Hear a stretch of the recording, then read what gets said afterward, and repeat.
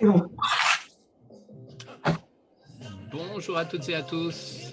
Bonjour tout le monde, bienvenue. Bienvenue Bienvenue. au webinaire.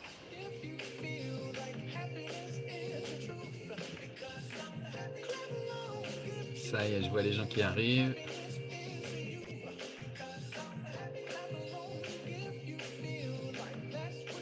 Bienvenue tout le monde. Anne, Céline, Claudine, Cyril, Élodie, Gérard, Hilary. Ah, je reconnais des noms. Béatrice, Stéphanie, Tiffaine, Véronique, Yves. Bienvenue tout le monde.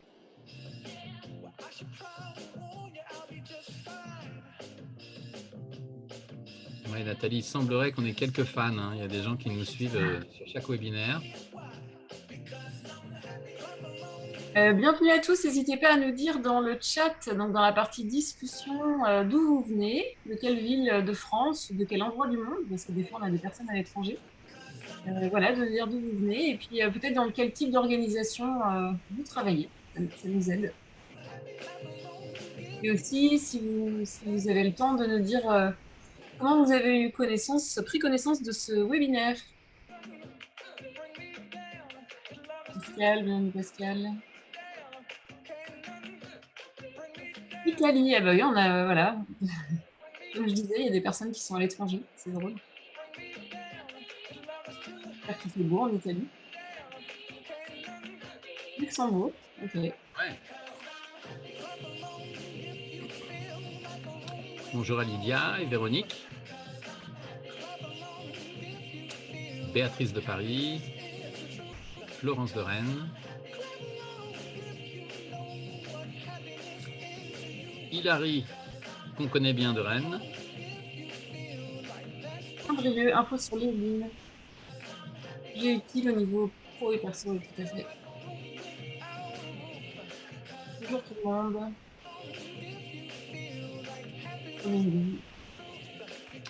Comme quoi, c'est régulièrement.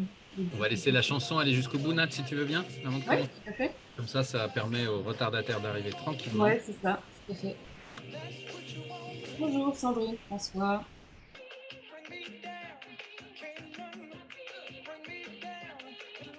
Bonjour Céline de Cholet, Vendée, Arras. Arras, c'est dans le nord, ça, je crois, non? Ouais, c'est ça. Il y a pas mal de Rennais, ouais, forcément. Super, les Bretons, merci d'être là. Ah, Pascal est là. Oui. Fidèle au poste. Yes. Est-ce que Claudine est là? Oui, Ah, Claudine est là aussi. Ouais, ouais, on a quelques fans qui sont là à chaque fois. ouais, c'est chouette, merci de votre soutien. Comme la plupart d'entre eux sont d'anciens stagiaires, ben ça va vous permettre de faire une petite piqûre de rappel. 40 minutes. En tout cas, ravi de voir vos noms apparaître et de se sentir connecté. Voilà. Tac. Alors, je sais pas pour les autres, mais le son de ta chanson était très saccadé. Enfin, Ah, oui, ouais. Mais là, si tu parles, je pense que c'est bon, mais c'était la chanson. tu m'entends bien là? Ouais, c'est bon. Ouais. Normalement, je suis. Dean Fan Club, ici à Paris. Très bien. Eh bien, c'est parti. Bienvenue à tous. On est très heureux de vous accueillir une nouvelle fois dans ce webinaire. Donc aujourd'hui, c'est Yanis qui va intervenir, à qui je vais donner la parole plusieurs fois, sur la thématique. Peut-être tu peux commencer d'ailleurs à partager ton écran, comme ça on verra en même temps le visuel du webinaire. Management, changer de posture en passant de surveiller à veiller sur. Voilà, tout un programme. Alors, un petit mot sur Yanis. Yanis, il est formateur, consultant, il habite à Rennes et il accompagne les organisations à passer justement d'un mode de management ou de gouvernance voilà, de passer du surveiller à veiller sur, s'assurer que les équipes fonctionnent bien en coopération, en toute bienveillance, et tout en ne négligeant pas, en mettant l'accent sur l'efficience. Voilà. Est-ce que tu veux ajouter quelque chose, Yanis? J'ai un peu improvisé pour ta présentation. Oh, c'est bien. Ouais, ça te paraît bien? Ouais, ouais. Et voilà, et moi, je fais à peu près la même chose sur Angers. Et donc, on travaille ensemble depuis plusieurs années avec Yanis et c'est toujours un grand plaisir de vous accueillir dans ces webinaires. Eh bien, Yanis, on part pour quelques minutes. Je te donne la parole et puis après, si vous avez des questions, je vous invite à les poster dans le chat. On les lira au fur, enfin pas au fur et à mesure, mais en tout cas, on les prendra en considération et on y répondra à la fin de la prise de parole de Yanis. Et pour les réactions aussi, il y aura des moments où on donnera la parole aux personnes qui souhaitent partager leurs expériences et leurs points de vue. Yanis, c'est à toi. Merci Nathalie. Alors, ravi d'être avec vous, ravi de voir que vous êtes nombreux à nous suivre. Et puis, sans doute, j'ai l'impression que la moitié des gens inscrits à être présents, donc sans doute que les autres regarderont ce webinaire en replay. Pour commencer, moi, je voulais vous dire pourquoi j'avais choisi ce titre, changer de posture en passant de surveiller à veiller sûr. En fait, pour la petite histoire, c'est à la fin d'une formation où j'étais dans une entreprise à former tout un tas de managers. L'un d'entre eux, un de mes stagiaires, me dit « Mais Yanis, ça y est, j'ai compris. En fait, ce que tu essayes de nous dire depuis 2 jours, c'est qu'il faut qu'on change de posture et qu'on passe de surveiller à veiller sûr. » Alors, j'ai trouvé ça très joli, un poil poétique. Et je me suis dit « Ah ouais, je vais réutiliser cette chose-là. » Parce qu'effectivement, ça parle bien, en fait. C'est vraiment exactement ce dont on essaye de parler dans les formations qu'on donne, Nathalie et moi, sur cette question de management bienveillant et de gouvernance plus coopérative. Donc, voilà un petit peu l'histoire de ce titre. Et puis, au-delà de l'histoire du titre, en fait, pourquoi j'en suis arrivé dans ma vie à me passionner pour ces questions-là, c'est parce que je vais en parler un petit peu tout à l'heure, je vais parler de moi et vous allez voir que ça n'a pas toujours été facile.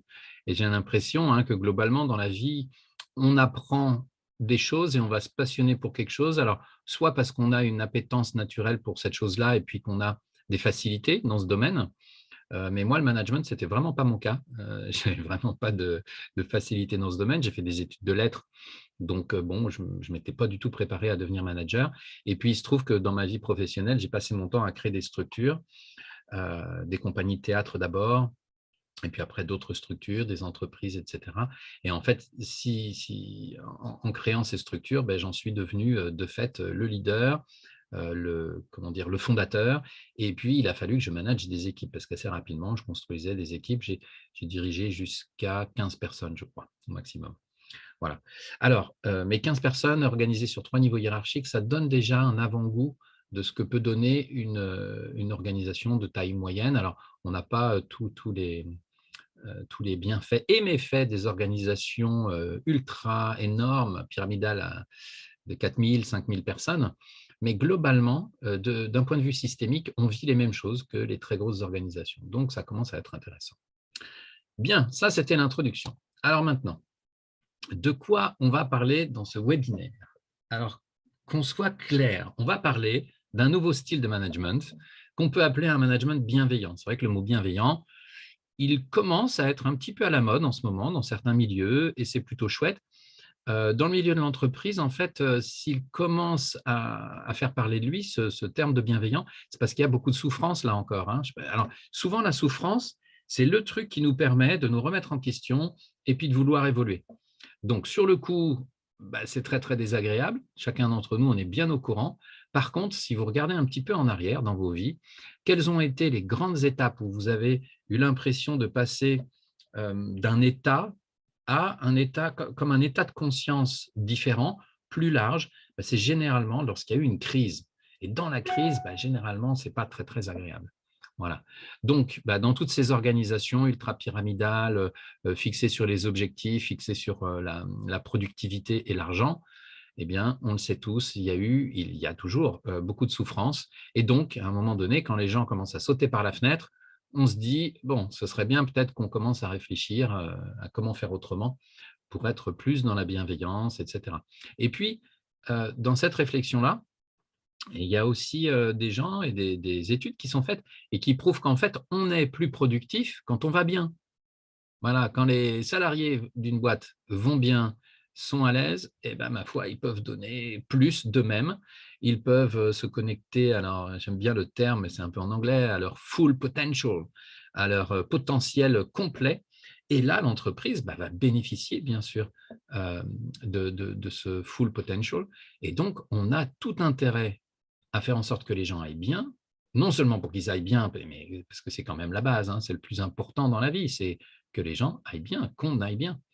Et puis, on va en plus, à court terme, je ne sais pas, mais en tout cas à moyen et long terme, c'est certain, on va s'y retrouver aussi en termes de productivité.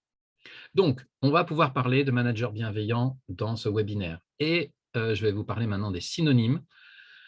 Et je vais vous inviter, dans votre tête, à ne pas faire de différence, pas trop de différence entre tout ça, en fait.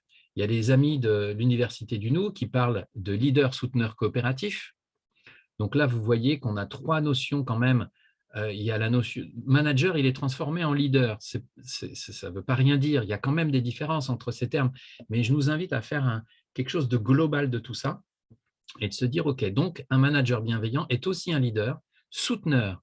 Il soutient. Alors, il soutient qui? Les gens de son équipe, mais il soutient aussi le projet, la vision, on va en parler tout à l'heure. Et puis coopératif, parce que ça, vous allez voir, c'est un petit peu des règles à apprendre, des techniques, tout un tas de choses que je vais vous partager dans ce webinaire qui vont nous permettre de vivre dans un paradigme, dans une ambiance beaucoup plus coopérative. On va sortir des jeux de pouvoir et des relations compliquées entre les personnes.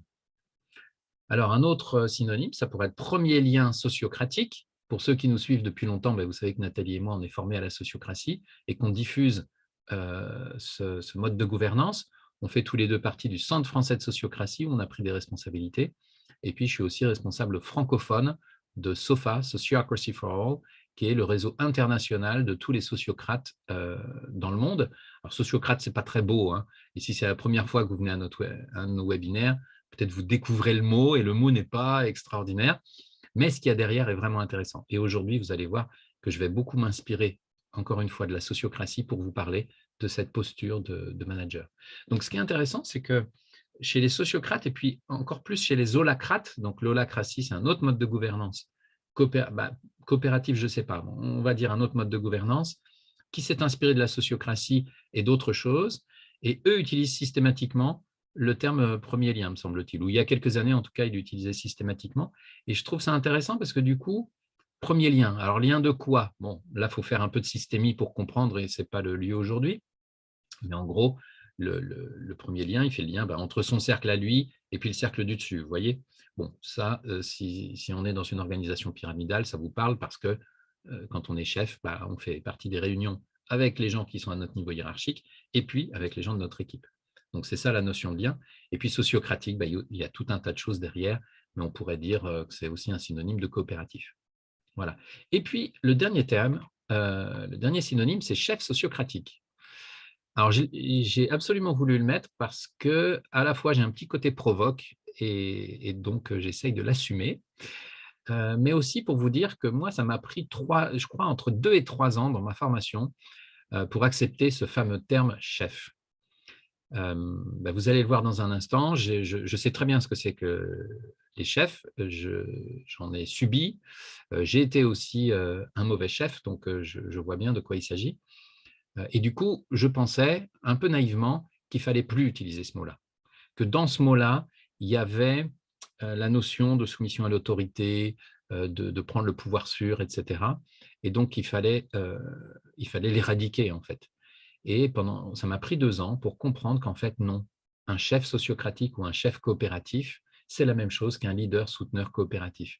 Et il y a une notion dans le mot chef qui est plus forte que dans les notions de premier lien, où là, on ne sait pas trop ce que c'est, de leader souteneur ou de manager. Ça se rapproche de manager, peut-être.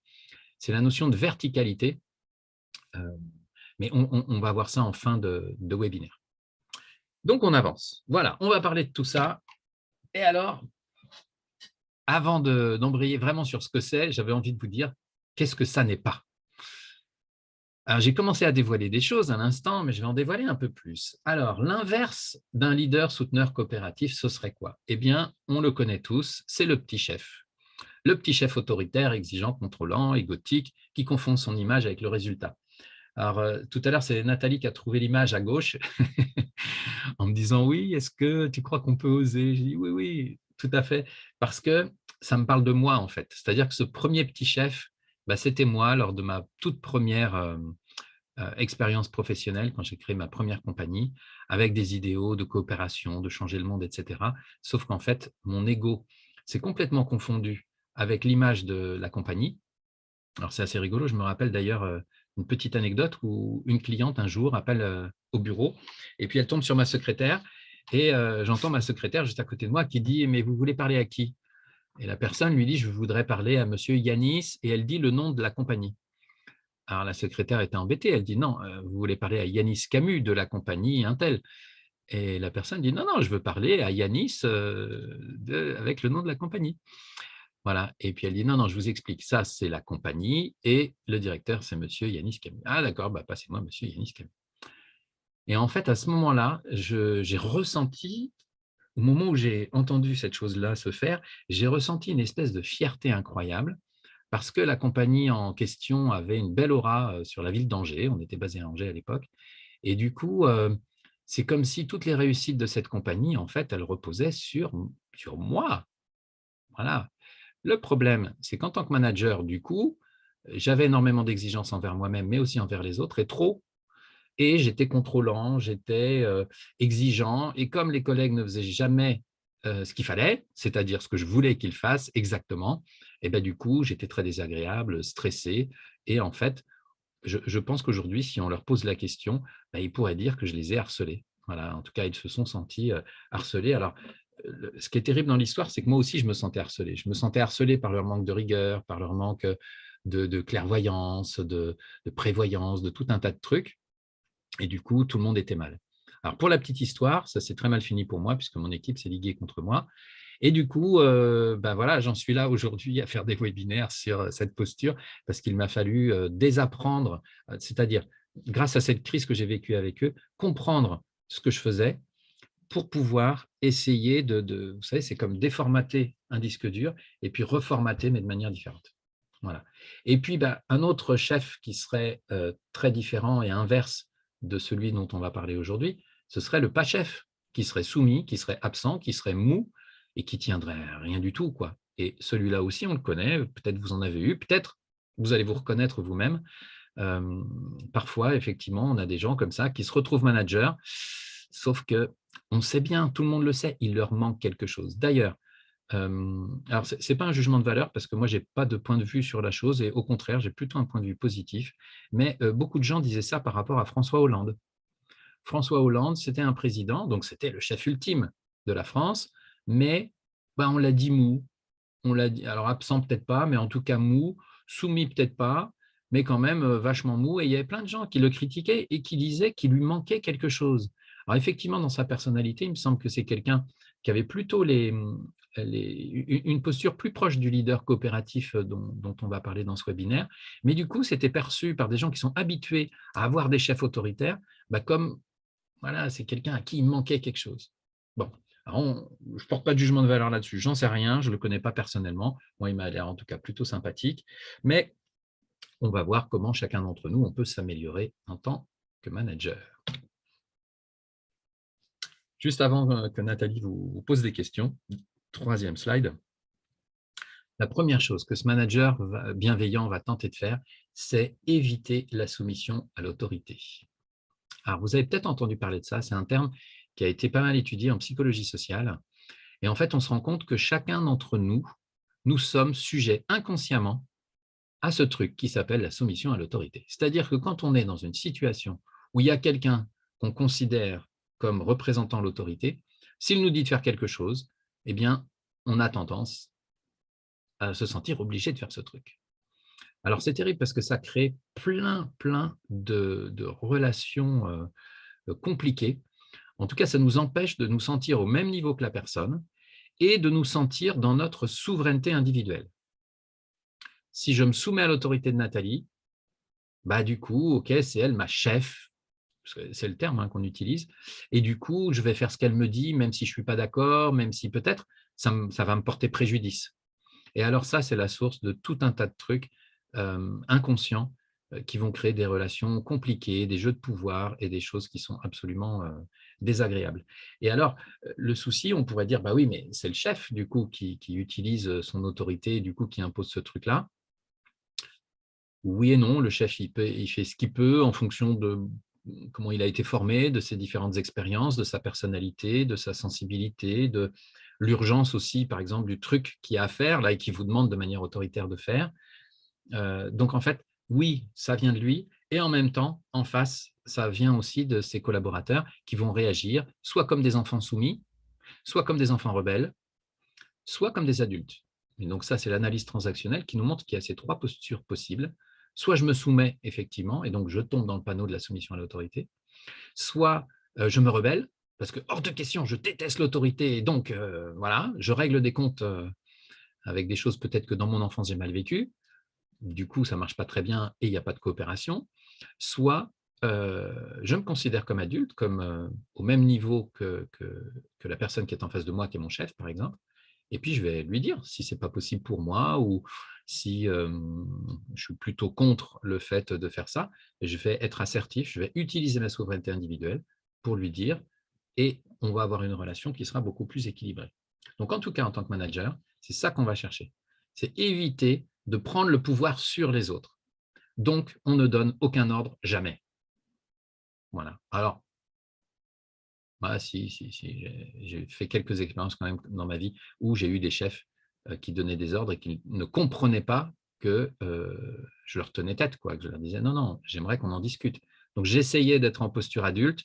Sans doute que ce n'était pas bien ajusté. Il y avait dans mon énergie vraisemblablement quelque chose d'assez confrontant. Si bien que là, j'ai une histoire en tête où là, je suis rentré dans un conflit très, très fort et très puissant avec ma chef, où ça ne l'a vraiment pas fait.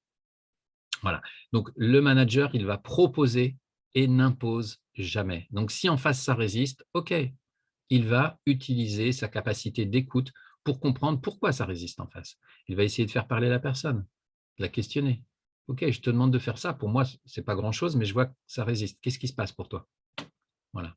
Et donc là, il va falloir faire preuve, si possible, d'empathie. Donc, il y a un outil qui est chouette pour développer son empathie, c'est la communication non violente. Ceux qui ne connaîtraient pas, je vous invite à chercher sur Internet, à faire des stages. C'est absolument merveilleux comme outil. Et c'est une bonne porte d'entrée aussi vers toute cette dimension du management bienveillant. Voilà. Et un dernier point, c'est que je ne peux pas licencier. En fait, si vous avez le pouvoir de virer quelqu'un dans votre équipe, de fait, les gens vont être soumis à votre autorité. Donc, il faut que ce soit clair pour tout le monde que vous n'avez pas le pouvoir de virer quelqu'un seul. On pourrait en parler plus longuement. Là, on ne va pas avoir le temps dans ce webinaire, mais c'est important de se doter d'outils pour se permettre de licencier quelqu'un quand vraiment ça ne va pas, quand on ne peut pas soutenir cette personne pour qu'elle fasse son travail et qu'on a donné tout ce qu'on pouvait, etc., et qu'on voit que cette personne n'est pas au bon endroit, c'est important qu'on puisse se séparer. Mais par contre, ce n'est pas le manager qui va avoir le pouvoir de licencier cette personne seule. L'idéal, c'est de mettre en place un process de groupe pour gérer ça en groupe. Voilà. Et que les gens, dans votre service, sentent qu'en réalité, ce n'est pas le chef qui a ce pouvoir-là, le pouvoir est partagé, en fait. Et chacun d'entre nous, on a ce pouvoir-là, et c'est ensemble qu'on va prendre la décision de se séparer de quelqu'un, par exemple. Voilà. Je ne vais pas plus loin. Nathalie, je crois que tu voulais poser une question. Oui, merci Yanis pour ce partage. Et ben sur cette question de la soumission à l'autorité, avec Yanis, tout à l'heure, on s'est dit que ce serait intéressant de vous entendre sur… Alors déjà, est-ce que ça vous parle? Voilà, si jamais vous avez des questions pour mieux comprendre ce qu'a dit Yanis, n'hésitez pas à les poser, pardon. Et sinon, est-ce que dans, on va dire, le dernier mois qui s'est passé, est-ce que vous avez le souvenir d'un moment où vous vous êtes soumis à l'autorité de quelqu'un? Alors, si vous n'avez pas envie de nommer cette personne, voilà, vous pouvez juste dire oui ou parler du contexte un petit peu ou de ce que vous avez vécu, de ce qui s'est passé. Et, ou à l'inverse, est-ce que vous avez soumis quelqu'un à votre autorité, donc une personne qui a accepté de se soumettre à votre autorité? Parce que, à mon sens, si je peux me permettre, Yannis, c'est toujours une question de ce qui se passe dans une relation, cette question d'autorité. C'est quand il y a une personne qui soumet une personne à l'autorité, il y a une personne en face qui accepte aussi de se laisser soumettre. Et du coup, est-ce que vous avez vécu ça? On peut se sentir soumis à la disposition des clients, il y a Sandra qui dit. Qu'est-ce que tu en penses, Yanis? Dans la relation commerciale, par exemple? Ouais, bah, si Sandra le dit, c'est vrai, hein, sans doute qu'elle l'a vécu. Par contre, je ne comprends pas trop quand elle dit à la disposition des clients, je ne sais pas ce qu'elle veut dire exactement. Mais on peut imaginer effectivement qu'un client, parfois, fait un peu pression sur nous et nous, on veut lui vendre, en tout cas, moi qui vends des services, ça m'est arrivé effectivement, de me dire: «Bon, je sais ce qu'il faut, c'est ma méthode». Moi, je vends ma méthode, quoi, je vends ma manière de faire et puis le client essaye de tordre le truc, quoi. Il me dit: «Non, non, je veux pas que vous fassiez comme ça, je veux que vous fassiez comme ça». Alors maintenant, j'essaye de trouver la bonne posture face au client, Sandra, et c'est de lui dire: «Ben, c'est quoi vos objectifs?» Voilà, et ben vous, vous restez fixé sur vos objectifs et moi, je suis responsable des moyens, de comment je vais atteindre, ces objectifs avec vous. Et donc j'essaye d'être dans cette relation dont on parle, hein, c'est vrai, coopérative, même si je ne suis pas du tout leur chef, là, on est dans un autre type de relation, mais de dire: «OK, ben, ma méthode, c'est ça et je vérifie quand même. Est-ce qu'elle est adaptée à votre contexte, à votre équipe?» Et puis parfois le client va me dire: «Ah non, pas tout à fait, parce que pour telle raison, faut». OK, bon, bah, regardez, hop, et en fait, ce qui se passe, c'est que là où il y a quelques années, j'étais pas très expérimenté et j'avais besoin, pour me sentir en sécurité, de maîtriser les choses, de dire: «Non, c'est ma méthode» et c'est pas au client de diriger et de me dire ce que je dois faire. Lui, il me donne juste les objectifs et moi ensuite je déroule ma méthode. Bah, aujourd'hui, avec l'expérience, je sais que, OK, il y a ma méthode qui est intéressante et qui est réfléchie et qui a donné des résultats, mais je peux être souple aussi. Et donc dans cette posture de manager, qu'on recherche, je pense que c'est ça. Moi, le manager que j'ai été jeune, bah, j'ai fait mes armes, hein, comme tout le monde quand on a, 25 ans. On fait ce qu'on peut, on a plein de peurs, de ne pas réussir, que ça ne marche pas, et cetera. Donc, bah, je pense que si je suis tombé dans le travers d'être trop autoritaire, et cetera, c'était lié à ça. Aujourd'hui, à 47 ans, bon, bah, j'ai moins peur de tout ça. Je vois que je peux faire des conneries, mais qu'il y a moins de risques que je fasse des bêtises si je suis vraiment à l'écoute de mon équipe ou de mes clients, en fait, et qui vont me donner des informations que je ne possède pas. Parce que aussi intelligent que je sois, et je vous jure que je le suis énormément, hein, vous l'avez bien compris, mais aussi intelligent que je sois, je ne peux pas être plus intelligent que si j'ouvre mes oreilles, j'observe ce qui se passe et que je demande aux gens: «Expliquez-moi la complexité du contexte. Comment vous voyez le contexte?» Parce que moi, je le vois, mais de manière un peu, réduite malgré tout, hein, malgré mon intelligence. Voilà, je vois le monde comme ça.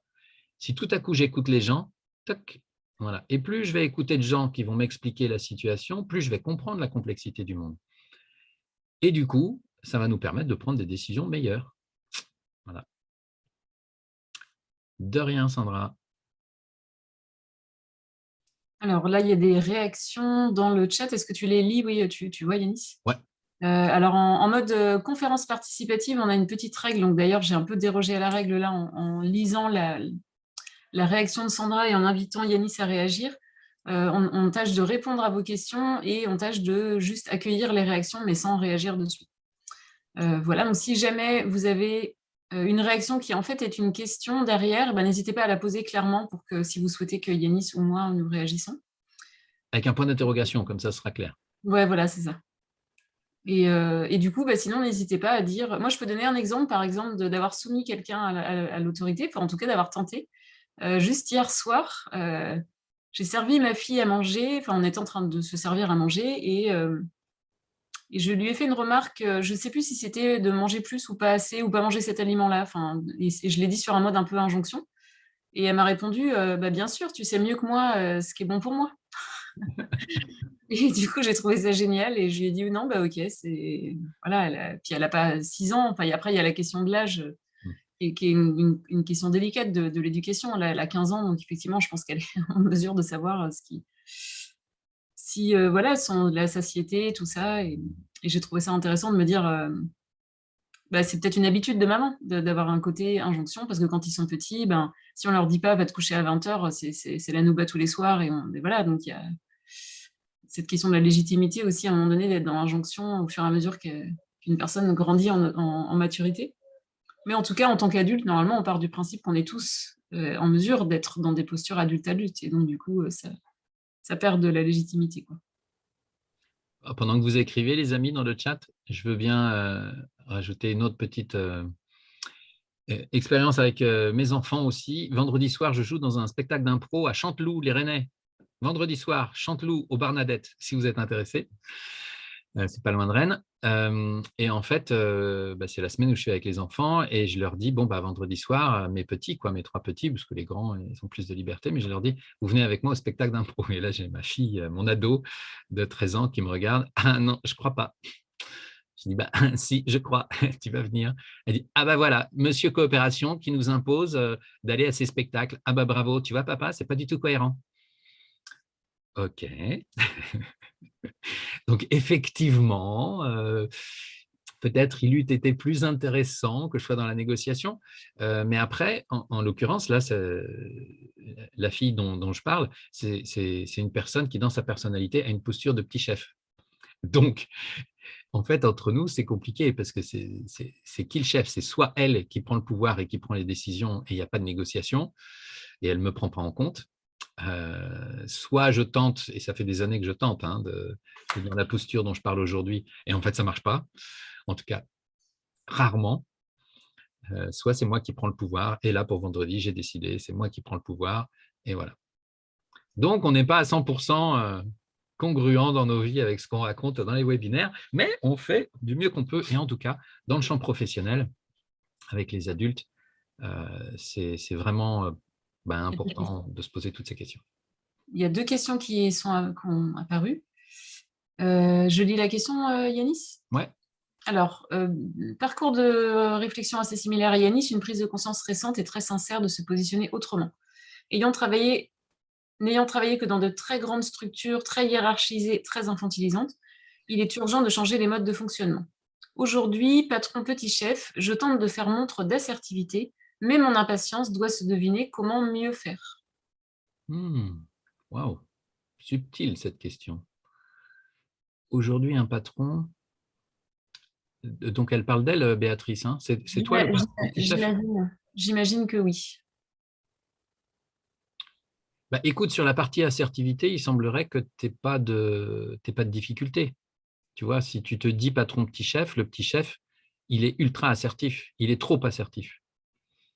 Donc, tu n'es pas d'accord, Nat?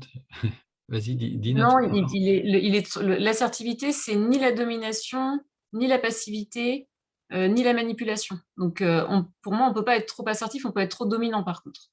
C'est peut-être ça que tu voulais dire. Ouais, du coup, comme il y avait dans la même phrase petit chef et assertivité, j'ai interprété le mot assertivité dans le sens de je dis ce que je veux de manière très forte, quoi. Et ce qui est bien, hein, il faut être assertif dans la vie, comme dit Nathalie, c'est pas de la manipulation, c'est pas tout ça. Sauf que si tu es le chef.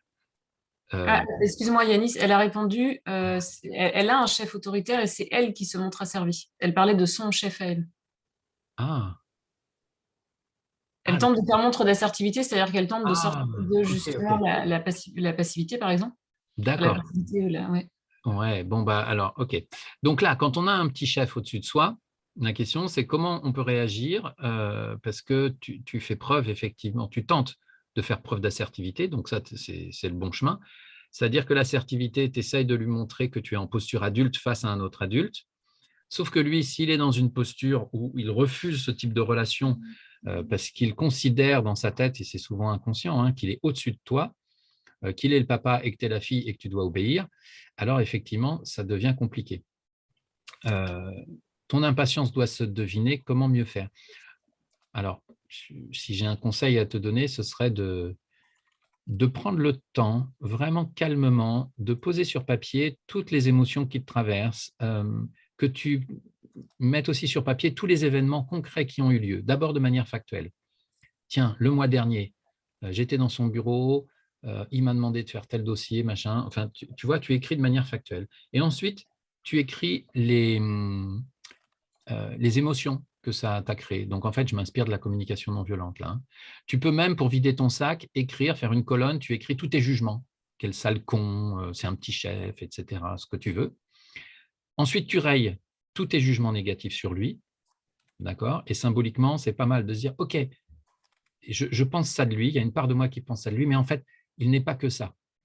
Et peut-être là, il est comme tous ces chefs qui font leurs armes ou qui galèrent et qui ne sont pas bons, OK. Mais il a une capacité aussi à apprendre. On le sait, il va apprendre s'il y a une crise, mais peut-être qu'il y a moyen qu'il apprenne sans passer par le mode crise. pour ça, il va falloir, et ce sera ça mon conseil, que tu prennes rendez-vous avec lui et que tu prépares bien les choses, si possible sur papier, et que, alors quand je dis que tu prépares bien les choses, c'est que tu essayes de te mettre dans la part de toi qui est sage, en fait. Tu vois, qui voit les choses de haut, qui n'est pas dans les émotions. Parce que si tu fais appel aux émotions, alors ça va être compliqué, il va y avoir des jugements qui vont sortir et tout ça. Si tu arrives à te mettre dans ta part de sagesse, qui regarde ça avec distance, tu vas pouvoir dire, OK, qu'est-ce qui serait bien pour moi et qu'est-ce que j'aimerais dans notre relation et qu'est-ce qui ne me convient pas. Et dans ton énergie, quand tu vas le rencontrer, il va y avoir quelque chose d'assez apaisé où il devrait sentir qu'il n'y a pas d'agressivité, que pour autant, il a en face de lui quelqu'un d'assertif qui est dans sa souveraineté individuelle et qui ne va pas se mettre au-dessus de lui, qu'il n'est pas dans un combat de coq. Et donc, dans tes mots, il va falloir le rassurer aussi là-dessus, pour dire, écoutez, moi, j'ai beaucoup de mal avec la relation qu'on a en ce moment, en essayant de ne pas le rendre responsable de tout le truc, mais j'ai du mal avec cette relation que vous me proposez en ce moment, et voilà ce que j'aimerais mieux. Donc, faire des propositions concrètes. Voilà, quand on travaille sur un dossier, j'aimerais qu'on fasse plutôt comme ça. Avant de prendre une décision, j'aimerais bien que vous puissiez me concerter, qu'on voit ensemble. Et puis, bah, tu vois, on va le voir un petit peu tout à l'heure, je vais en parler, mais trop rapidement dans ce webinaire, il y a la notion de consentement qui est très importante en sociocratie. L'idéal, ce serait ça, ce serait de pouvoir lui dire, écoutez, avant toute décision qui me concerne, qui va avoir un impact sur moi ou mon équipe, il est important pour moi que vous vérifiez que je consens, en fait. Et donc, je vais vous expliquer. Ne pas consentir, c'est avoir une objection, c'est quelque chose de fort. Ce n'est pas simplement ne pas être d'accord. C'est qu'il va y avoir des conséquences fâcheuses sur nous. Vous voyez, donc, il en va de la sécurité de mon équipe et donc de la productivité de mon équipe. Et si on lui parle avec ces mots-là, si tu captes aussi un petit peu ces valeurs, eh bien, tu vas pouvoir, tu vois, te mettre un peu sur sa montagne, comprendre ce qui est important pour lui et lui dire, regardez, on a intérêt à coopérer. Voilà. Dans un premier temps, c'est ça. Et puis, si ça ne marche pas, c'est quitter la boîte, c'est faire comme ont fait mes collègues, vous vous liguez contre lui et vous le virez. Mais là, on n'est plus du tout dans quelque chose de coopératif, ma foi. Mais en même temps, le côté non coopératif, je dirais, parfois, c'est bien de faire appel à son cerveau, vous savez, animal, quoi. Quand on est en danger, et si tu es à 2 doigts du burn-out ou d'être vraiment très mal, tu as le choix. Soit tu quittes, si c'est plus simple pour toi et c'est peut-être plus rapide. Mais si tu veux faire évoluer les choses en interne et que tu penses que c'est tout le monde qui va mal et qu'en fait, c'est à cause de lui, et bon, vous essayez d'en parler gentiment, il ne comprend pas. Bon, on passe à d'autres phases qui, du coup, sont moins coopératives. Et l'idéal, ce serait presque de le prévenir. On fait la première phase où on tente de négocier. Il ne veut pas négocier, il reste dans son truc. OK, on lui dit, bon, écoutez, on est désolé, mais du coup, là, on est contraint, on ne sait plus comment faire, donc maintenant, on va passer dans une phase de confrontation. OK, on va au conflit. Et on le prévient. On ne fait pas un truc dans le dos, parce que le truc dans le dos, ça va générer plein de trucs qui vont l'empêcher de comprendre en profondeur. Il va se sentir tellement trahi. Non, il n'y a pas de trahison. On va se confronter à toi parce que ton comportement, ta posture n'est pas juste. Et donc, on assume. Voilà. C'était mon conseil. Oui, merci Yanis. Il y a d'autres questions, 2 autres questions. Une question de Louise. Comment faire avec les personnes qui ont besoin de beaucoup de cadres et qui prennent peu ou ne prennent pas d'initiative? Exemple, obligé de dire à cette personne de lui dire ses objectifs de manière très précise. Et il y a une autre personne qui avait ajouté, intéressée par cette réponse, certaines personnes ont une posture d'attente envers le manager et l'approche co-construction tombe à l'eau du coup. Ouais. En fait, j'ai l'impression qu'il y a 2 types de personnes. En tout cas, dans mon expérience, c'est un petit peu ce que j'ai observé. Il y a les personnes qu'on vient de recruter, qui sont toutes jeunes, qui n'ont pas d'expérience et qui sont dans cette phase où elles doivent prendre des responsabilités, elles ne sont pas sûres d'elles. Donc, dans ce cas, il va falloir les rassurer, leur donner des responsabilités malgré tout, même si elles sont là en train de nous demander, etc. Et leur dire clairement, non mais attends. Alors, je vais en parler un petit peu tout à l'heure. Dans un instant, il y a des slides qui vont un petit peu apporter des billes là-dessus. Moi, j'ai confiance en toi. Donc voilà, je te donne cette responsabilité-là. Est-ce que tu te sens capable de décider seul? Non? OK. Pourquoi? Qu'est-ce qui te manque? Et puis là, c'est amener les personnes, vraiment les questionner et les amener à réfléchir à ouais, qu'est-ce qui leur manque? Alors, si c'est des compétences, si c'est de l'expérience, etc., on va les accompagner et il n'y a pas de problème. Donc, les personnes qui entrent dans un poste, c'est pas… enfin, moi, je trouve ça plus facile à gérer. Il faut que vous ayez confiance en vous, confiance en elles, et puis ça va se faire assez naturellement. Par contre, ce qui est plus compliqué, c'est quand vous êtes dans une boîte qui fonctionne de manière un peu classique, avec, je ne sais pas, un service. Moi, là, j'ai accompagné tout un tas de managers dans une très grosse boîte où certains managers me disent, moi, c'est la catastrophe. J'arrive dans ce service, c'est tous des moutons, quoi. Ils attendent que je leur dise où aller, quoi faire, etc. C'est insupportable. Moi, j'aimerais mettre en place ces outils d'intelligence collective qu'ils ont appris avec moi, etc. Mais je sens que mon équipe n'en est pas capable. Ils veulent un papa. Et bien, du coup, ça va prendre du temps. Mais l'idéal, c'est de rester dans cette posture où vous êtes un adulte bienveillant face à des adultes. Et quand vous voyez qu'ils ont un comportement d'enfant, ne pas rentrer dans leur jeu de prendre la place de parents, mais toujours leur répondre en adulte. Alors, ce n'est pas très concret ce que je dis là, hein, mais j'espère que ça peut vous inspirer parce qu'en fait, c'est des invitations. Quand je fais mon enfant soumis ou mon enfant rebelle, c'est une invitation à ce que vous fassiez votre parent. Voilà, votre parent soit autoritaire, soit, comment on dit, Nathalie, l'autre parent, c'est quoi? Il y a soumis, non, les parents, ça c'est enfant soumis. Il y a le parent Nourricier, normatif, formatif, nourricier. voilà, c'est nourricier. Donc, le parent normatif, c'est l'autoritaire, voilà, qui rappelle la norme, c'est comme ça, fais ceci, fais cela. Et puis, le nourricier, c'est, oh, bah oui, ma petite chérie, bah oui, bah, si tu ne peux pas faire ce dossier, bah, je vais le faire à ta place.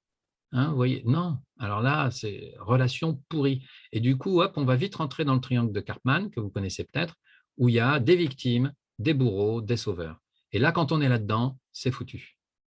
Ça va être très compliqué d'en sortir. Donc, pour éviter ça, c'est tenter de répondre en adulte. Et l'adulte, puisqu'il est souteneur, ce manager, il va poser des questions. OK, qu'est-ce qui vous empêche de faire ça? Ouais. Ah, vous avez peur que peut-être, si ça ne se passe pas bien, ça vous retombe dessus. OK. Ça veut dire quoi vous retomber dessus? Concrètement, qu'est-ce qui peut se passer?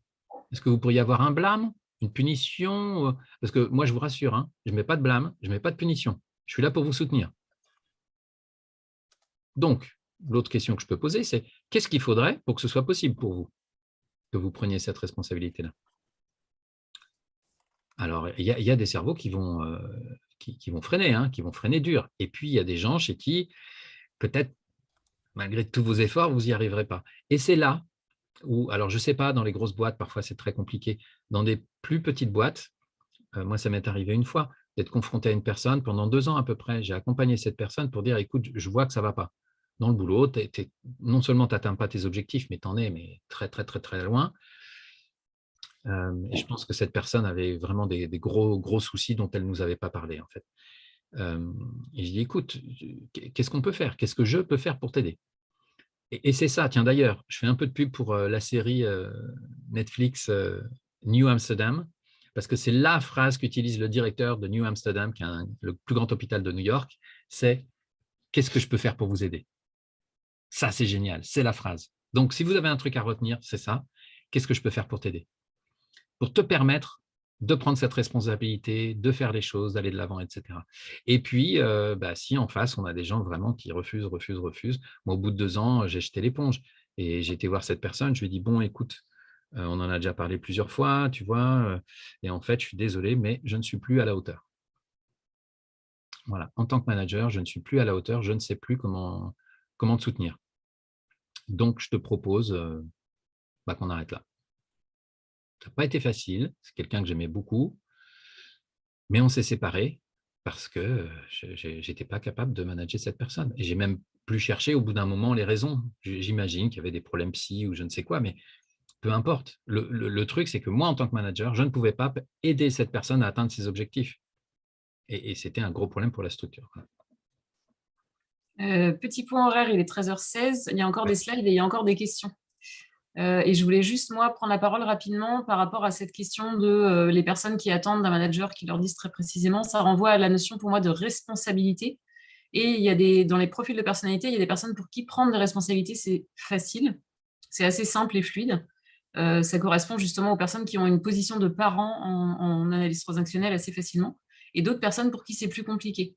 Et sans faire de l'analyse psychologique à 3 francs 6 sous, souvent, ça renvoie quand même à, quand on était enfant, à quel point nos parents nous ont autorisés à faire des erreurs, les reproches qu'on nous a fait, enfin voilà, comment on a vécu tout ça. C'est les parents, c'est aussi notre personnalité. Et du coup, moi, je trouve qu'en sociocratie, il y a une réponse qui est apportée à ça. Enfin, en tout cas, le système lui-même fait que c'est très simplifié. En gros, pour tout ce qui est stratégique, on prend les décisions en équipe. Donc là, il y a plus de petit chef qui soumet et qui, justement, voilà, on prend les décisions en équipe. Et pour l'opérationnel, donc la déclinaison opérationnelle des grandes décisions stratégiques qui vont impacter les membres de l'équipe, eh bien, là, les décisions, elles peuvent être prises par chacune des personnes, en fait. Et du coup, ben, c'est de rassurer peut-être les collaborateurs en tant que manager, et de leur dire, ben, voilà, la décision stratégique, on l'a pris ensemble, on s'est mis d'accord. Maintenant, la déclinaison opérationnelle, il n'y aura pas de conséquences fâcheuses à partir du moment où tu restes dans le cadre de la décision stratégique qu'on a prise. Tu peux prendre, c'est toi qui es en responsabilité, tu peux prendre la décision opérationnelle que tu veux. Et si tu as un doute, est-ce que je suis dans l'opérationnel ou du stratégique, tu reviens me voir, on en discute, on en parle avec l'équipe, mais sinon, si c'est juste la déclinaison opérationnelle du stratégique, il n'y a aucun souci. Donc, besoin d'être rassuré peut-être sur l'impact que va avoir les décisions que je vais prendre. Et tu viens de me spoiler ma slide. Désolée. C'est pas grave. Non, non, mais c'est Non, très mais bien. Comme alors, ça, par ça contre, permet que… il y avait encore une autre question. Quelle posture peut avoir un RH lorsqu'il sait qu'il a des petits chefs tyranniques? Lorsqu'il sait qu'il y a des petits chefs tyranniques, Ouais, un RH. Ouais. ben, là, l'idée, c'est de mettre en place effectivement une méthodologie d'accompagnement de ces petits chefs tyranniques, quoi.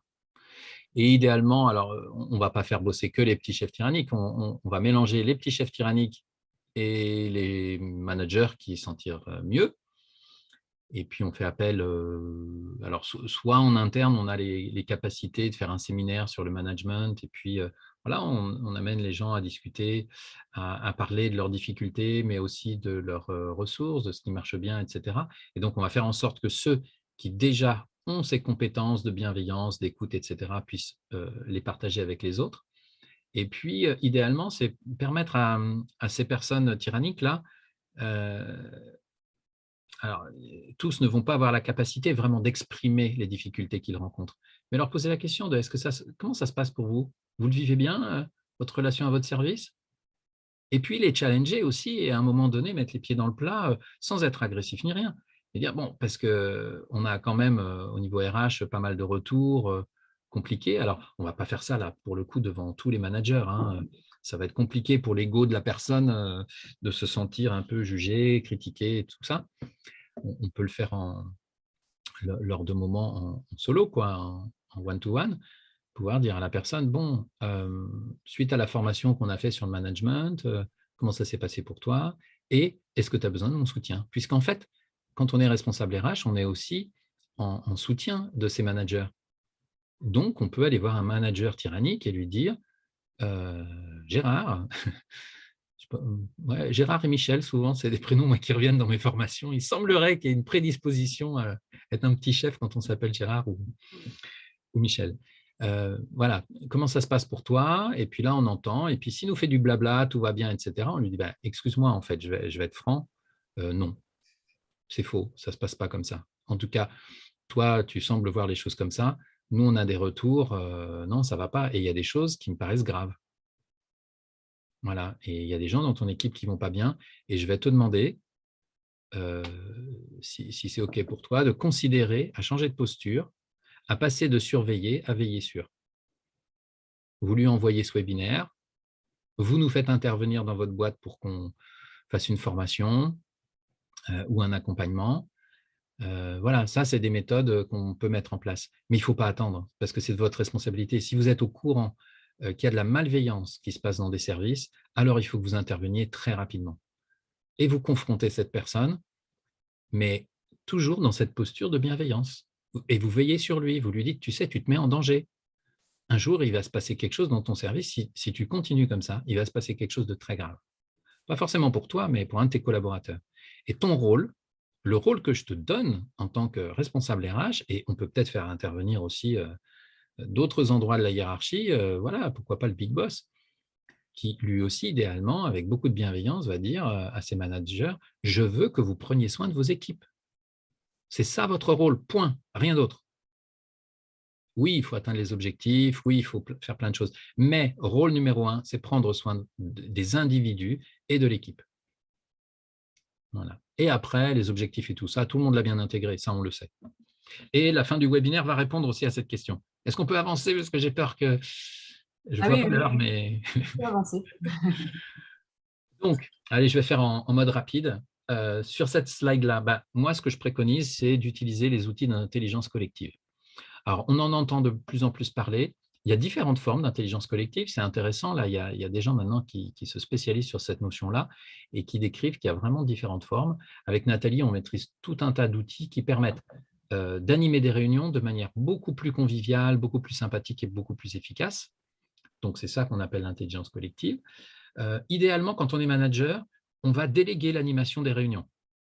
Parce que sinon, vous avez le rôle de manager, vous savez que tout le monde potentiellement peut se soumettre à votre autorité. Si en plus vous animez les réunions, ça fait beaucoup de pouvoir entre les mains de la même personne et c'est difficile de bien gérer ça. Alors que si vous déléguez l'animation des réunions, ça c'est un truc très facile et concret, les gens vont se dire « Ah tiens, le chef, du coup, pendant les réunions, il est au même niveau que nous. Ah, c'est plutôt agréable ça. » Et alors attention, vous allez déléguer l'animation des réunions et vous allez dire à l'animateur, si je parle trop, tu me coupes la parole. Et tu le fais, vraiment. Il faut que l'animateur soit le chef de la réunion. Ce n'est pas vous, en tant que manager, qui êtes le chef de la réunion. Pendant les réunions, vous êtes au même niveau que vos collaborateurs. Vous ne parlez pas plus, vous apportez pas forcément plus d'idées ou quoi, vous êtes au même niveau. Et vous demandez à votre animateur de trouver les moyens que le groupe ressente ça.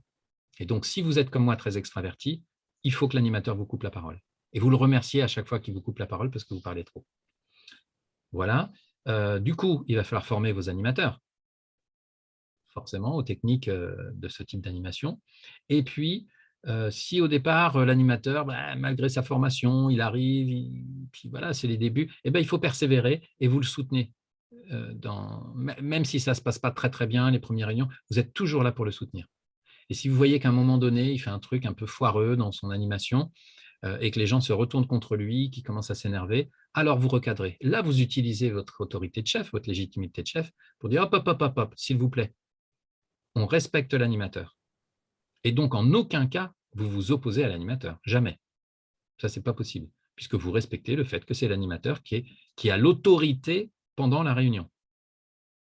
Voilà. Alors, vous pouvez quand même, si à un moment donné, il fait vraiment quelque chose d'énorme, moi, ça m'est arrivé, de voir un animateur prendre le pouvoir sur une réunion, de pouvoir lui dire, excuse-moi, je demande la parole, ouais, ok.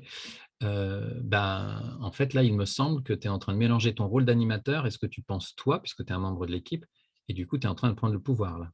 Donc, attention à quand tu es animateur et quand tu es participant, parce que si tu mélanges les deux rôles, là, moi, ça ne me va pas.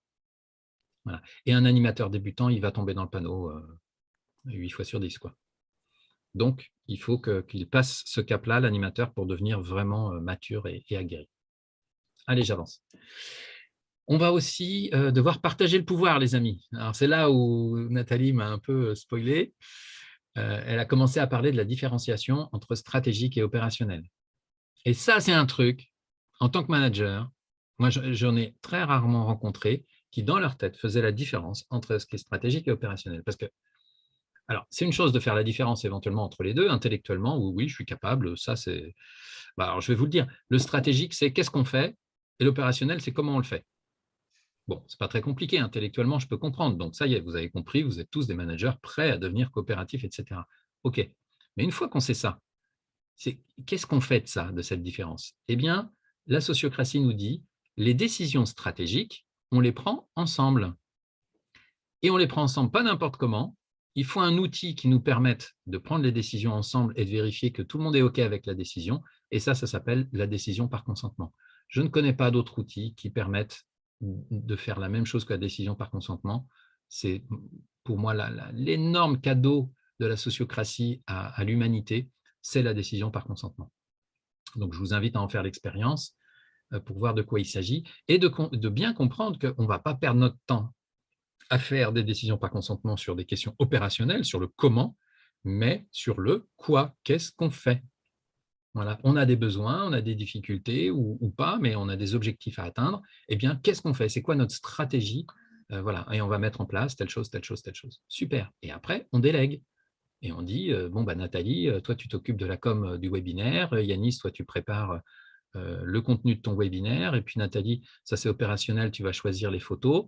Et si Nathalie a comme rôle, par exemple, la communication ou les photos, je ne vais pas… Alors, bon, entre nous, il n'y a pas de notion de hiérarchie et je ne suis pas son manager, Nathalie, mais si je l'étais, je ne me permettrais pas de lui dire, non, non, ça ne va pas du tout, fais pas comme ça, fais comme ça. Non.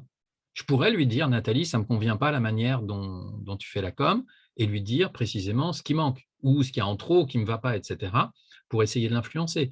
Je pourrais lui faire des propositions, lui dire, tiens, j'ai pensé, peut-être tu pourrais faire comme ci, tu pourrais faire comme ça, voilà. Et ensuite, je la laisse décider pour elle-même, parce que c'est sa responsabilité, c'est son rôle. Voilà. Donc, je respecte le pouvoir opérationnel des individus, c'est ça que ça veut dire. Voilà, bah, je passe à la suivante du coup. En fait, pour résumer un petit peu tout ce qu'on vient de voir, l'idée, c'est de considérer, vous voyez, comme sur ce schéma-là, il y a l'axe des abscisses et des ordonnées. Alors, je ne sais jamais lequel est lequel, mais peu importe. On va parler de l'axe horizontal et de l'axe vertical. Donc, on va essayer d'incarner un équilibre entre ces deux axes. Et vraiment, ce n'est pas facile. Donc, il faut avoir aussi beaucoup de bienveillance avec soi-même. On est sur un chemin. Et comme le montre, j'ai pris cette photo parce qu'on voit qu'elle évolue avec le temps. Donc, le Yanis d'il y a quelques années, qui était manager, alors je vous l'ai dit au départ, j'étais très fixé sur l'axe vertical, c'est-à-dire respect des règles, rigueur, exemplarité. Je portais la vision, pas de problème, puisque je me confondais même avec ma boîte, donc avec la vision de la boîte. Et par contre, je ne faisais pas respecter le cadre coopératif à l'époque parce qu'il n'y en avait pas. Mais en tout cas, j'avais de la verticalité, pas de problème. Par contre, il me manquait l'horizontalité. J'étais tellement stressé, tellement fixé sur les objectifs à atteindre et tellement peu sur le bien-être de mes collaborateurs que je n'avais pas une posture positive, j'avais une posture très négative. Je n'étais pas à l'écoute. Je considérais que c'était à eux d'être à l'écoute de mes besoins et de mes idées et de mes ordres. Je n'étais pas soutenant, j'étais écrasant et du coup, je n'étais pas bienveillant, j'étais malveillant. Donc, pour éviter ça, comment on peut faire? Eh bien, c'est le challenge que je vais vous donner et puis après, je vais vous demander dans un instant quel type de manager ou de leader vous êtes. Mais avant ça, je reviens là-dessus pour vous dire ce qu'on recherche, c'est effectivement aller le plus haut possible dans ce graphique-là. Donc, développer mes soft skills, donc mes capacités douces, mes compétences douces.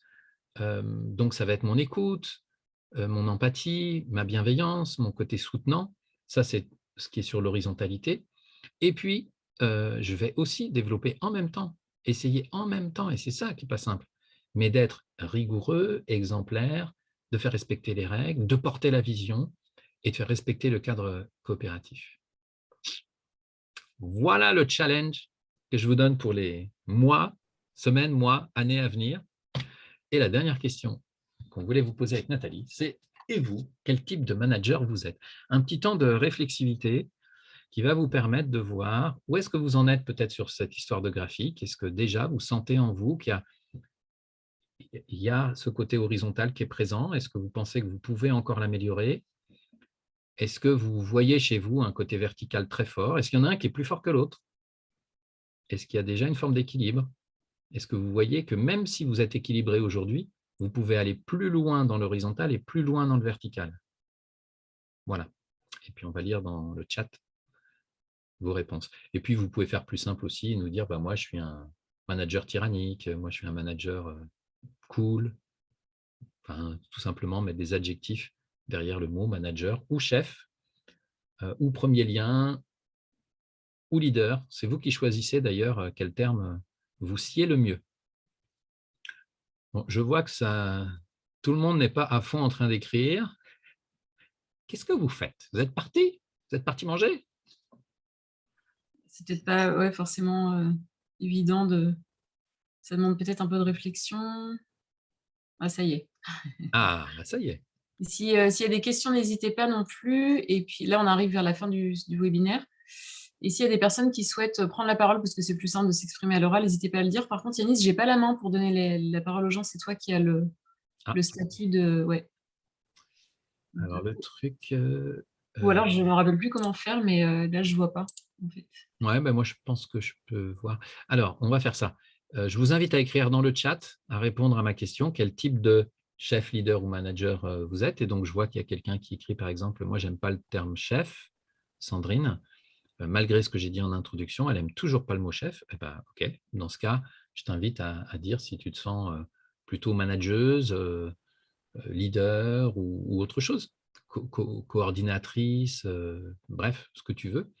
Et puis à rajouter quelques adjectifs éventuellement derrière ou, comme d'autres personnes, à écrire des phrases un peu plus complètes pour qu'on sente un petit peu. L'idée, de toute façon, c'est que vous puissiez vous poser la question à vous et que vous ressortiez de ce webinaire en étant un peu plus au clair sur quel type de chef, manager, leader vous êtes et aussi comment vous pouvez déployer un petit peu cette histoire de manager bienveillant. Voilà, sur l'histoire des 2 axes, s'il y a effectivement de la possibilité de s'améliorer ou si vous êtes déjà super au top. Il y a une question, Yanis, qui est apparue. Dans mon cas, je suis trop dans l'horizontalité et j'aimerais travailler sur la verticalité. Mais comment ne pas partir dans trop de verticalité? Quels indicateurs peuvent m'alerter? Bah, les indicateurs sur la verticalité, c'est assez simple, hein. Tu es à l'écoute de tes collègues, tu vas vite le sentir. Par contre, il y a un outil très simple qu'on utilise systématiquement, et c'est encore un truc qui est issu de la sociocratie et qui est très, très chouette, c'est les rondes d'ouverture et surtout les rondes de clôture. À la fin de chaque réunion, alors au début de chaque réunion, on fait une ronde d'ouverture, on demande aux gens comment vous vous sentez globalement en ce début de réunion, et puis si vous avez des attentes par rapport à la réunion, bon, ça ne répond pas trop à ta question. Par contre, en fin de réunion, si tu as peur d'avoir été trop vertical, tu vois, bah, c'est dire aux gens, voilà, je vous invite, ou tu demandes à l'animateur de faire ça, de dire comment ça s'est passé pour vous cette réunion, et attention, on se dit tout. Donc, s'il y a des choses qui ont été mal vécues, vous le dites. Et c'est à ce moment-là où tu peux demander à l'animateur, dire oui, est-ce que je peux rajouter un truc? C'est si vous m'avez trouvé trop, alors du coup, c'est pas assertif, mais trop cassante, trop verticale, etc. J'ai besoin de l'entendre, est-ce que vous pouvez me le dire? Voilà. Et là, les gens vont doucement te le dire. Alors, je dis doucement parce que dans une organisation qui aurait pris de très mauvaises habitudes et où la soumission à l'autorité est très forte, ils ne vont pas le faire tout de suite. Il ne faut pas rêver. Ça va prendre du temps. Il va falloir que tu répètes la question plusieurs fois. Si tu sens que, tu vois, avec quelqu'un, c'est un peu compliqué et que tu dis, tiens, c'est peut-être lié au fait que je sois trop vertical, va voir cette personne en individuel. Et tu lui dis, écoute, je sens en ce moment, entre nous, je ne sais pas si tu le sens comme moi, mais c'est moins fluide qu'il y a quelques mois. Et je me demandais, est-ce que c'est lié peut-être au fait que je suis un peu trop fixé sur les objectifs et tout ça? Enfin, tu vois, parce que je travaille ma posture en fait en ce moment, j'essaye d'être plus dans ma verticalité, je sens que j'en ai besoin et que l'équipe en a besoin, mais peut-être je ne le fais pas bien et j'ai besoin de tes retours en fait. Est-ce que tu peux me dire comment toi tu vis le truc? Alors, ça demande quand même quelque chose, hein, les amis. Là, je le dis comme ça, c'est simple, mais moi, ça fait des années que je travaille là-dessus et maintenant, je crois que maintenant, c'est devenu assez facile pour moi. Je peux le dire dans quasiment toutes les circonstances, mais peut-être pas toutes quand même. Mais je sais qu'au début, si on m'avait dit ça, mon Dieu, il faut être capable d'accepter sa vulnérabilité, capable de se dire, je ne suis pas le super manager du siècle, quoi. Je ne suis pas le Superman du management. Et j'ai besoin que mes équipes me fassent des feedbacks. Mais aussi, pour que je sois capable de les accueillir du mieux possible, il faut que ce soit dans un cadre bienveillant, sécurisé. C'est-à-dire, soit lors d'une ronde de clôture, quand l'animateur dit « Eh bien là, ce que je vous demande, l'exercice, c'est de se faire des feedbacks. » Donc, on les accueille et on les prend, il n'y a pas de souci. Si par contre les feedbacks arrivent sous forme de reproches à un moment donné où vous ne les attendez pas, là, vous risquez d'être sur la défensive, de mal le vivre, et c'est votre petit ego qui va réagir. Alors que si c'est vous qui posez le cadre et dire « Voilà, j'ai besoin de ton feedback », ben, c'est différent. Pour les managers qui font des entretiens annuels, rien ne vous empêche, pendant l'entretien annuel avec votre collaborateur, de faire 2 parties. Il y a la partie sur le collaborateur, vous êtes en soutien. Alors, il se trouve qu'en sociocratie, on a aussi un outil coopératif pour faire ça qui est vachement bien. Mais on peut aussi imaginer une deuxième partie pendant laquelle on dit au collaborateur, bon, bah, on a parlé de toi, est-ce qu'on pourrait parler de moi maintenant? Comment, dans mon rôle de leader souteneur, tu me trouves? Est-ce que je suis bon? Qu'est-ce qu'il faudrait que j'améliore, etc. Et donc, vous préparez des questions pour lui permettre de vous faire des feedbacks et de vous aider à grandir dans votre posture. Voilà, j'espère que j'ai répondu à la question. Je peux ajouter quelque chose? Bien sûr, bah, Pour moi, non? le travail sur la posture, il est important et intéressant. Et il y a plein d'outils pour ça, c'est génial. Les soft skills, toutes les formations qui vont travailler sur le management. Et pour moi, pour que ça fonctionne bien, ce travail sur la posture, que ce soit de la part des collaborateurs, du manager, etc., c'est d'abord de travailler sur le système, en fait. Parce que des fois, on a beau avoir la meilleure intention du monde de travailler sur sa posture, si le système en lui-même ne permet pas, en fait, d'avoir des relations vraiment coopératives, c'est presque peine perdue, en fait. Et du coup, justement, toute la sociocratie permet d'énormément travailler sur le système et de mettre une fois que ce travail est fait, une fois que le système sociocratique ou tout système coopératif, enfin, même si moi je suis très fan du système sociocratique, mais en tout cas, il y a un changement au niveau du système qui fait que, de fait, on partage le pouvoir, et bien, après, ça va être beaucoup plus simple de faire le travail sur la posture. Et le système lui-même va engendrer des relations coopératives, en fait. Et parce que j'allais dire, pour moi, résumer le fait de comment être à la fois dans l'horizontalité et la verticalité, si je devais résumer, c'est se permettre de faire des propositions pour satisfaire ses besoins, permettre à chacun de faire des propositions pour satisfaire ses besoins. Donc, dans ce cas-là, on est dans la verticalité, on avance dans le projet. Et pour être dans l'horizontalité, toujours vérifier que personne n'ait d'objection, en fait, et vraiment prendre le temps de vérifier qu'il n'y ait pas d'objection et que chacun sache ce que c'est qu'une objection. Et ça, un système sociocratique le permet de fait et encourage les individus. Et du coup, la posture d'elle-même change, en fait, au fur et à mesure. Voilà ce que je voulais partager. Il est Peut-être on 13. pourrait dire, ouais, en résumé, puis après, on va donner la parole à une ou deux personnes qui aimeraient nous faire un petit feedback, justement. Hein, on va prendre les feedbacks, on va donner l'exemple. Donc, préparez-vous, si vous voulez nous donner un feedback, il suffit de cliquer quelque part pour prendre la parole. Vous levez la main et puis je vais le voir et je vais vous donner la parole. Voilà, j'espère que vous voyez où on peut lever la main.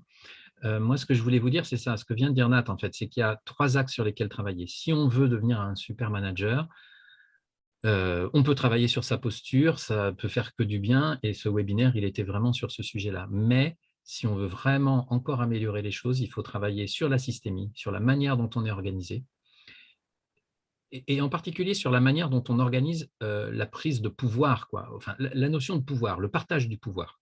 Voilà. Mais ça, il y a des choses systémiques que la sociocratie nous enseigne, qui sont assez simples, en fait, qui sont que du bon sens, mais que bizarrement, dans les organisations classiques, on n'a pas eu ce bon sens, et c'est un peu bizarre, mais bon, c'est comme ça.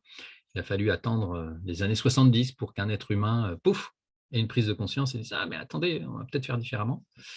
Donc, il y a la question de la posture, il y a la systémie, et puis il y a les outils, en fait, les outils concrets d'animation de groupe, d'animation de réunion. Si on a ces 3 pattes qui fonctionnent bien sous notre tabouret, eh ben, le tabouret, il va être super solide.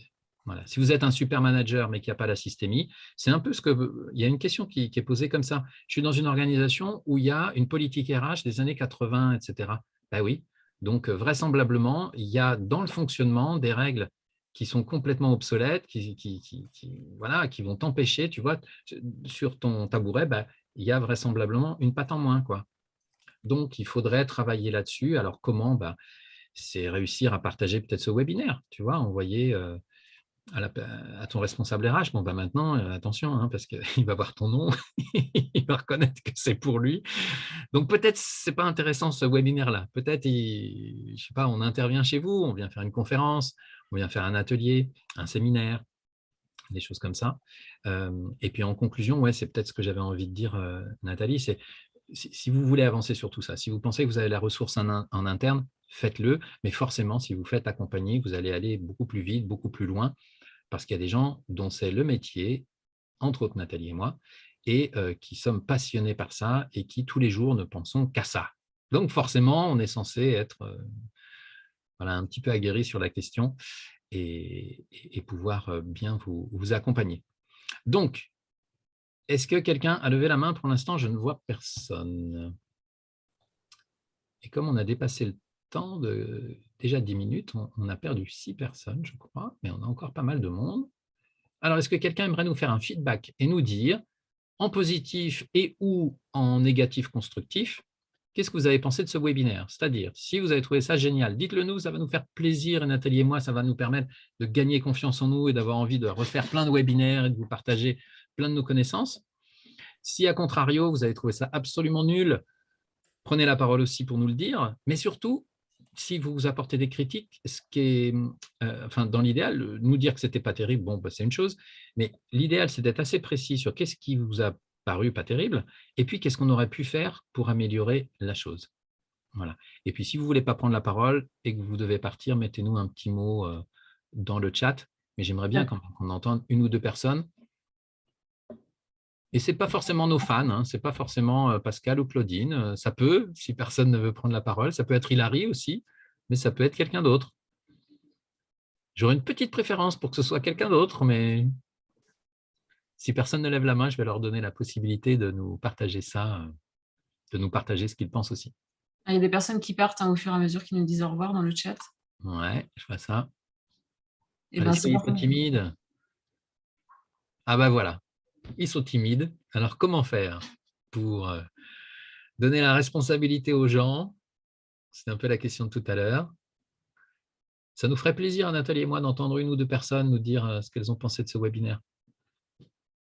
Ah, Florence, tu commences, et puis après, Anita. Florence, c'est à toi. Tac. Tu nous entends, Florence? Ah, ton micro semble Vous coupé. m'entendez? Ouais, voilà, super. Bon. Merci à vous, c'était super intéressant. Alors, beaucoup n'ont pas osé parce que c'est pas facile de prendre la parole. Voilà.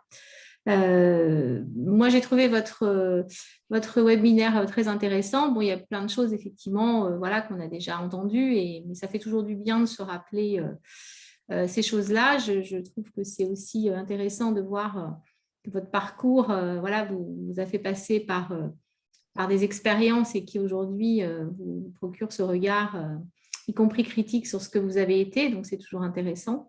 Et puis, voilà, c'était assez vivant. Et moi, j'ai pris pas mal de petites notes et je pense que je vais m'en servir voilà, dans les jours prochains pour essayer d'avoir une relation d'adulte à adulte avec des gens avec qui j'ai envie de communiquer sur ces sujets qui sont, pour moi, en tout cas actuellement, des vrais sujets. Voilà, des très questionnants d'ailleurs, même sur mon devenir même dans mon entreprise. Voilà. Si ça n'évolue pas, voilà. Donc, c'est un sujet d'actualité pour moi. Donc, je vous remercie. Super, Florence. Merci à toi pour ton partage. Et enfin, Anita. Tac. Anita, si tu peux mettre ton micro. Vous m'entendez? Ouais, on t'entend. Merci. Moi, je voulais dire que c'était aussi très bien, je peux ce qui vient d'être dit par Florence. J'ai beaucoup aimé votre retour d'expérience. C'est très parlant et puis c'est aussi des situations que j'ai pu rencontrer dans mes postes précédents. Pour ma part, dans mon entreprise, on est en holacratie avec toutes les difficultés qu'on peut rencontrer dans un système holacratique, dans une entreprise en grosse croissance et en évolution. Donc, tout ce que vous avez raconté, on le vit au quotidien. Si je pouvais apporter un petit feedback, peut-être un peu plus de concret, parce que vous disiez pas mal sur la sociocratie, sur la décision par consentement. Moi, je sais ce que c'est, mais c'est vrai que si on aurait pu en savoir un petit peu plus pour vraiment nous inviter à creuser le sujet et à vous recontacter. Moi, je sais ce que c'est, mais du coup, on reste un peu sur la fin en se disant, bah, qu'est-ce que c'est que ce truc de décision par consentement, et avoir une diapo juste en 2 minutes qui explique un peu le principe, c'est vrai que ça permet vraiment de rendre les choses très concrètes. Voilà, mais sinon, c'était super. Merci beaucoup, Anita, pour tes retours. Merci à tous. Bah, moi, j'ai fini, Nat, je te laisse boucler la boucle. Très bien. Merci tout le monde pour votre participation. Excellente après-midi à vous. Et puis, on se revoit très bientôt voilà, pour d'autres webinaires. De toute façon, vous allez tous recevoir le replay par mail, parce que comme vous êtes inscrit au webinaire, vous allez recevoir le replay. Vous pouvez le transférer à d'autres personnes avec plaisir. Et vous recevrez les invitations du coup aux autres webinaires. Voilà. Merci beaucoup à vous. Merci pour vos remerciements dans le chat. Merci beaucoup. Et merci pour le retour. À bientôt tout le monde. Et soyez de super managers, y compris avec vos enfants. Essayez, vous allez voir, c'est pas facile. Merci beaucoup. Merci tout le monde. Bon après-midi. Bon, chouette. Nat, je te propose qu'on se prenne 15 minutes peut-être. Moi, je vais aller manger vite fait et puis après, on débrief et on avance sur ce qu'on avait prévu. c'est fait. On fait ça. Super. À tout On de a suite. repris l'enregistrement. Hop. Ah, et tu ne l'avais pas coupé. Ben non. Tant pis, c'est pas En grave. fait, c'est toi qui a la main. Hein. Ça t'a pris tu vois, au niveau du statut et du coup, je peux pas moi le couper. Ah, d'accord. Ok. Ouais. Alors, arrêtez l'enregistrement. Voilà, c'est fini.